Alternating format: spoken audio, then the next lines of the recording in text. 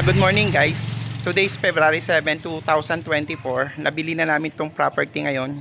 Katatapos lang ng signing ng deed of sale. Yan ni Arvin at saka ni Mrs. Rizalina. Bali siya yung seller. Yan, kabibili lang namin to guys. Malaking property to guys. Yan. Rafaela Street. Bali 6 houses lang. Main road na siya guys. Ito yung mismong property. Pasok tayo dito guys. Pagpasok mo dito, andito ang 3-car garage. Kasya ang 3 SUV guys. Hanggang dulo siya. Bali ito yung entrance ng garage guys. At doon naman yung entrance ng sa tao mamaya. Pakita ko sa inyo guys. Yan. 3-car garage ang kasya dito, SUV. Yan. Hanggang doon yan sa dulo. Ginawa lang kasing stock room yung some parts ng garage. May entrance din dito sa gilid guys.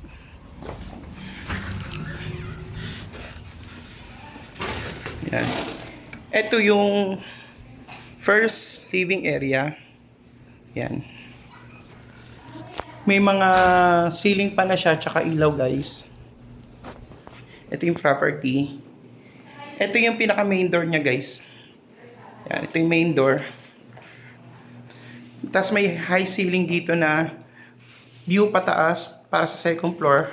Kung nasa second floor ka, makikita mo kaagad yung sino yung magiging tao o papasok dito sa main door guys.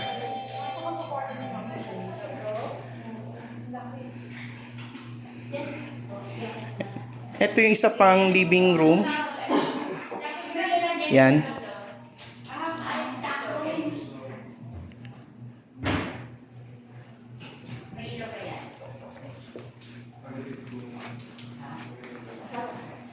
Ito naman yung dining guys. High ceiling din siya.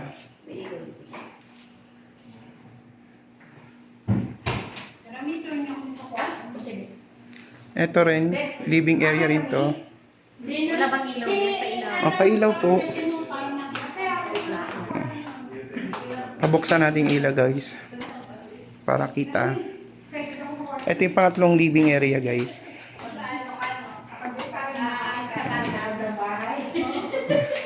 Ito yung ano. Tapos dito naman tayo sa kitchen guys.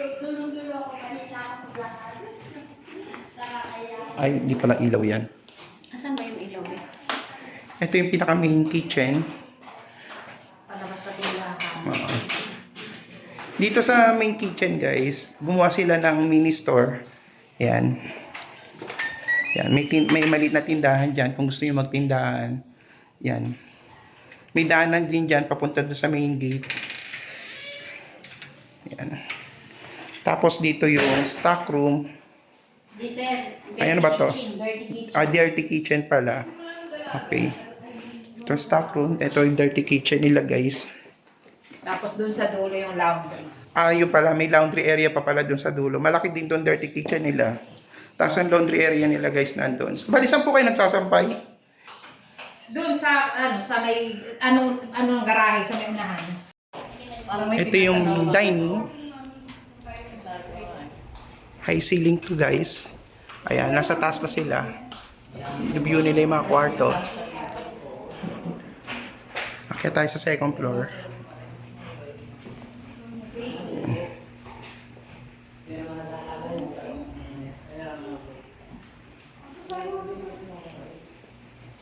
Dito sa first floor guys, nandito yung toilet and then may isang kwarto rin dito guys. Ito yung toilet dito sa baba. Then may isang kwarto dito. Ayan. Mamaya view natin yan. Akit muna tayo sa taas. Akit tayo sa taas.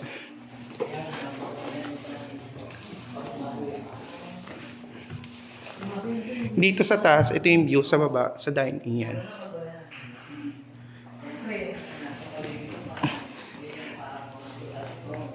Dito mayroon ding living area. Yan. May 3 bedroom dito. Yung 3 bedroom dito, may kanya-kanya silang toilet.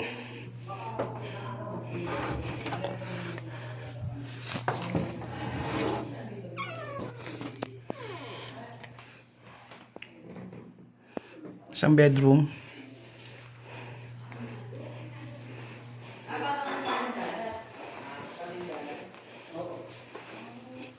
Ito yung pangatlong kwarto. Meron din siyang sariling toilet, guys.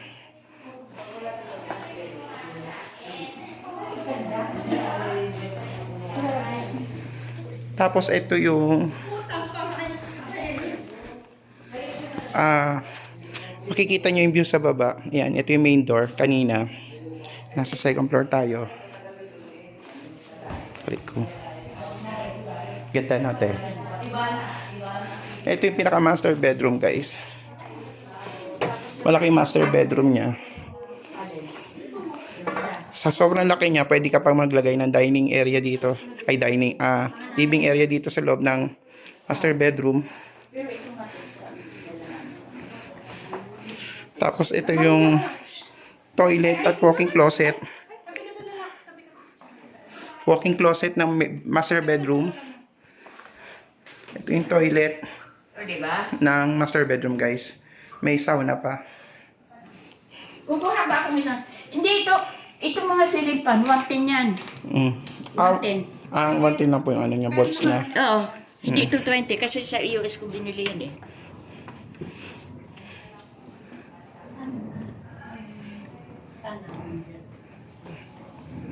Yan yung salamin na yan, tempered yan.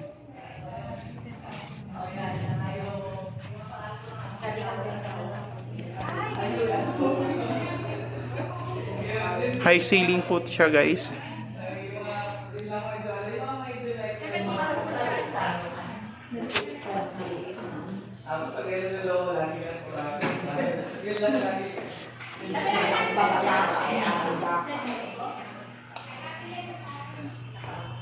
Ganda po ng bahay.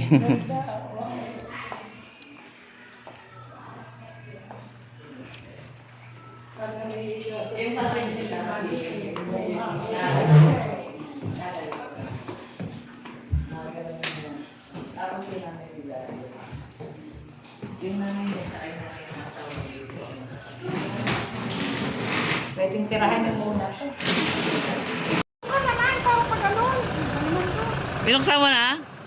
Ayos ka muna dyan, Joe. Pipicturean ka. Sama sila yung sasakyan. Akin na. Sige na, doon ka na. Hindi, ayoko. Ayaw daw niya eh. Sama yan.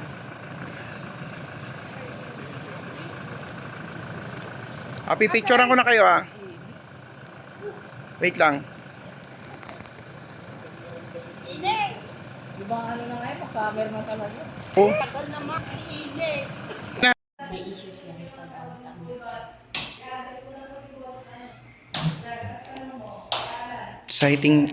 Signing ng date of sale. Ay, tiga na lang. Yan si seller. Ito yung pamangkin ko. Bali siya yung buyer. Yan. Siya po yung buyer, ma'am. Ay, siya po yung anak po ng kapamangkin ko. Ay, ng kapatid ko. Ilang taon ka na to? Ito yung bibili. Kala mo baby pa. Ito naman yung CEO. Si Ana, secretary ni attorney. Ito yung attorney. Ano attorney ka dyan?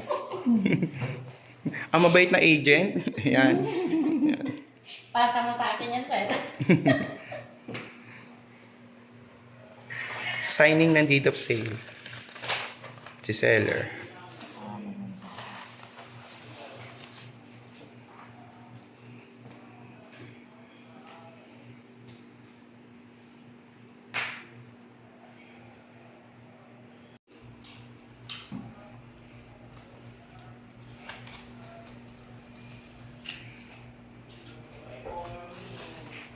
Dito pa? Oo, nasa dito.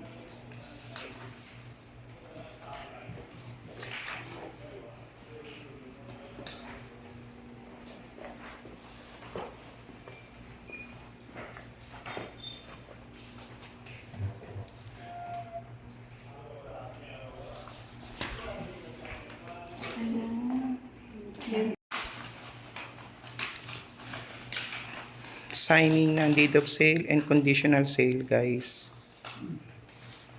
Dalawang pamangkin ni mother. Yan. Sila yung seller nitong property. Itong si Arvin yung pamangkin ko, bali kami yung buyer. Si Ana, yung secretary ni attorney.